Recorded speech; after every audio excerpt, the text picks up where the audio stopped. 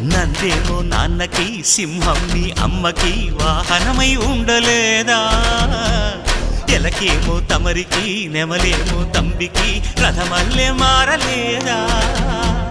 పరుజాతుల భిన్నత్వం కనిపిస్తున్నా, కలిసుంటూ ఏకత్వం బోధిస్తున్నా. ఎందుకు మాకి హింసావాదం, ఎదిగేటందుకు అది ఆటంకం.